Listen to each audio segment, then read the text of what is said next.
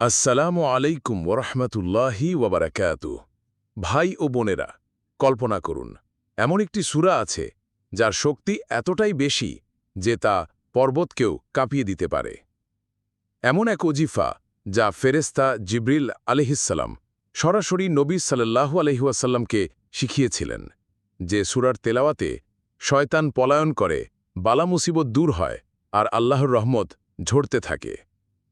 আজকের প্রশ্ন, আপনি কি কখনো এমন অনুভব করেছেন যে জীবনের পাহাড় সমস্যা আপনাকে চাপা দিচ্ছে?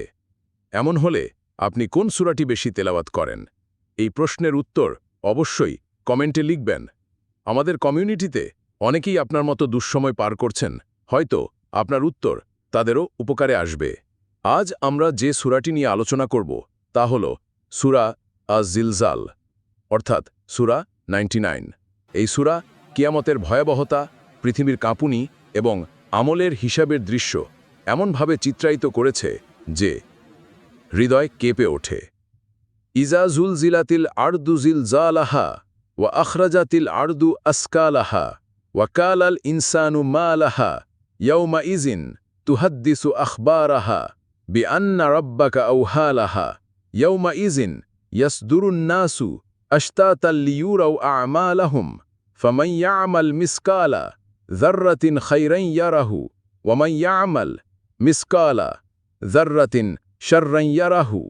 সূরা আজ-জিলজালের বাংলা অর্থ: যখন পৃথিবীকে আপন কম্পনে ঝাঁকিয়ে দেওয়া হবে এবং ভূমি তার ভার বের করে দেবে এবং মানুষ বলবে তার কি হলো, সেদিন পৃথিবী তার যাবতীয় সংবাদ জানিয়ে দেবে, কেননা তোমার প্রতিপালক তাকে সেই আদেশই করবেন। সেদিন মানুষ বিভিন্ন দলে বিভক্ত হয়ে প্রত্যাবর্তন করবে, কারণ তাদেরকে তাদের কৃতকর্ম দেখানো হবে। সুতরাং কেউ অনুপরিমাণ সৎকর্ম করে থাকলে সে তা দেখতে পাবে, এবং কেউ অনুপরিমাণ অসৎকর্ম করে থাকলে তাও দেখতে পাবে। ফেরেশতা জিবরিল আলাইহিসসালাম বলেছেন, এই সূরা এমন এক অস্ত্র যার শয়তানদের দূরে রাখে এবং আল্লাহর সান্নিধ্য এনে দেয়। নবী সাল্লাল্লাহু আলাইহি ওয়াসাল্লাম বলেন, যে ব্যক্তি সূরা আজ-জিলজাল তেলাওয়াত করবে সে যেন পুরো কুরআন তেলাওয়াত করল। তিরমিজি শরীফ। এই সূরার ৮টি আয়াতের প্রত্যেকটি যেন অগ্নিশক্তির মতো, যা ঈমানদারদের জন্য আলো আর গাফেলদের জন্য সতর্কবার্তা। এই সূরাটি কেন এত শক্তিশালী? ১. কিয়ামতের প্রথম ঝাঁকুনি এখানে বর্ণিত, যখন পৃথিবী কেঁপে উঠবে এমনভাবে যেন কোনো পাহাড়ও টিকে থাকবে না। এটি আমাদের মনে করিয়ে দেয় যে দুনিয়ার কোনো শক্তিই টেকসই না। ২. আমলের রেকর্ড স্পষ্টভাবে বলা হয়েছে। যে ব্যক্তি একটি সরিষা পরিমাণ ভালো কাজ করবে তা সে দেখতে পাবে, এবং যে খারাপ কাজ করবে তাও দেখতে পাবে। এটি আমাদের হৃদয়কে সতর্ক করে দেয় যে ছোট ছোট আমলকেও অবহেলা করা যাবে না। ওজিফা পদ্ধতি: দৈনন্দিন জীবনে প্রয়োগ করার সময় আসরের পর বা ঘুমের আগে করুন। ৩, ৭ বা ১১ বার সূরা আজ-জিলজাল পড়ুন।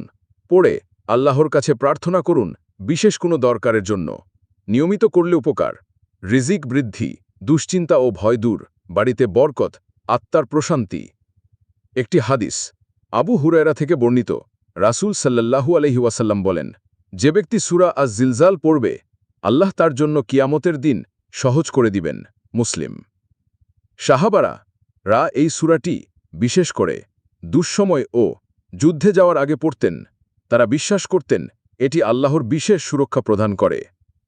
একটি অলৌকিক ঘটনা: একজন দরিদ্র মুসাফির যার কাছে কিছুই ছিল না, হজের পথে এক মসজিদে রাত কাটানোর সময় ৭ বার সূরা আজ-জিলজাল পড়েন। রাতে স্বপ্নে তিনি জিবরিল আলাইহিসসালামকে দেখেন, যিনি বলেন, এই সূরার তেলাওয়াতে আল্লাহ তোমার দারিদ্র্য দূর করবেন। সকালেই তিনি এমন একজনের সাথে দেখা পান যিনি তাকে হজ পর্যন্ত যাবতীয় খরচ দিয়ে সহায়তা করেন। প্রিয় দর্শক, এই সূরাটি শুধু মুখে পড়ার জন্য নয়, বরং হৃদয়ে ধারণ করার মতো। আমাদের জীবনে যত দুঃসময় আসে, আল্লাহর কালামই একমাত্র নাজাতের রশি। আজ রাতে এই সূরা আজ-জিলজাল পড়ে ঘুমান, দেখুন আপনার হৃদয়ে কত প্রশান্তি নেমে আসে। ভিডিও ভালো লাগলে অবশ্যই লাইক দিন। এমন শক্তিশালী কুরআনি গাইড পেতে দিন ইসলাম চ্যানেলটি সাবস্ক্রাইব করে পাশে থাকুন। কমেন্টে লিখে জানান আপনি কবে প্রথম সূরা আজ-জিলজাল পড়েছিলেন। ভিডিওটি প্রিয়জনদের সাথে শেয়ার করুন, হতে পারে এটি কারোর জীবনের সবচেয়ে গুরুত্বপূর্ণ বদল আনে। আসসালামু আলাইকুম ওয়া রাহমাতুল্লাহি ওয়া বারাকাতুহু।